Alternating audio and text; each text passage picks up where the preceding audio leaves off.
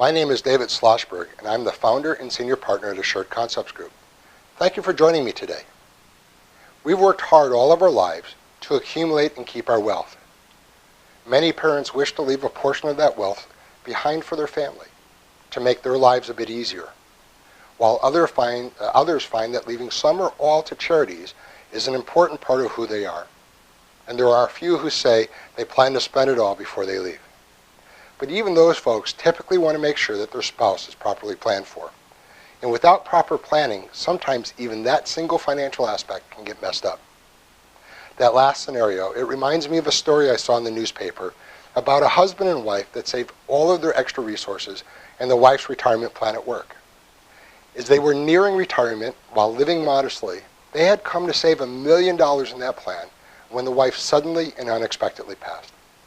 Of course, the husband filed documents to transfer the retirement plan in his name, but after a review process took place, the retirement plan said, sorry, those funds belong to your wife's sister.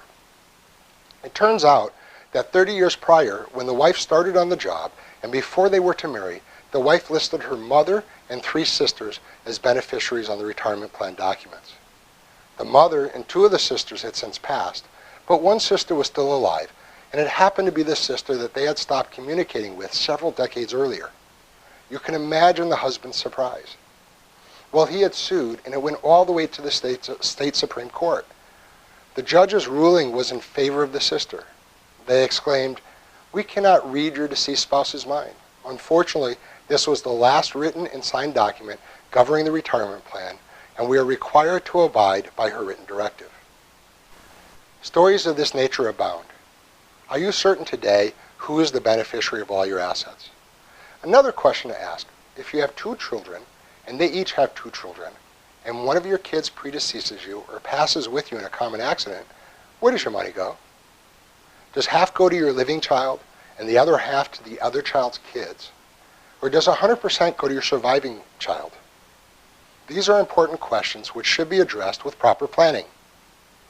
I have a friend whose uncle received his wife's IRA with $1.3 million in it in 2001 when the uncle's wife, his aunt, had passed away. The uncle had a friend that worked at a major stock brokerage firm, and he gave him the IRA to invest. This stockbroker, in the volatile markets of the early 2000s, took pretty aggressive moves and substantially grew the account to $2 million when the uncle died 3 years later in 2004. At first glance, growing the account like that during a difficult time for the market, it appeared on the surface that they had a good advisor. But here's what happened. In addition to the IRA, the uncle also had a house and a small business that were valued at $1.5 million combined. Because of the total estate value, an estate tax bill of just over $1 million was due 9 months after the uncle passed. The adult kids, which is my friend's cousins, were busy arguing over the house and the business. They had no liquid cash beside the IRA, so they went to the advisor to draw the $1 million to pay the estate taxes. When they withdrew the IRA money to pay the estate tax, they also had an income tax that they had to pay on the IRA withdrawal as well. By the time they paid the federal income tax and the federal estate tax, they had paid over $1.5 million in taxes, leaving under $500,000 left in the IRA. Would you be surprised to hear that with a tiny bit of leave planning, there would have been no taxes due at all? The advisor was an investment guy and was not aware of the other areas of financial advisory services. The family wound up with less than $500,000 in the IRA when they were all said and done. When they originally had $1.3 million, that grew to $2 million. So was this investment manager that did a good job of growing the IRA a good financial advisor? Perhaps you already have an advisor like him. At Assured Concepts, we believe that there is more to financial success than the rate of return that you achieve. Part of that being, does what you have worked so hard to accumulate get to the parties you want to go to with the least bit of erosion as necessary? There are so many questions to be addressed in this area of planning.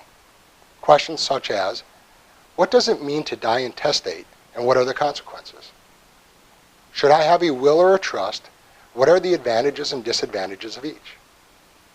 How does a revocable living trust differ from an irrevocable trust?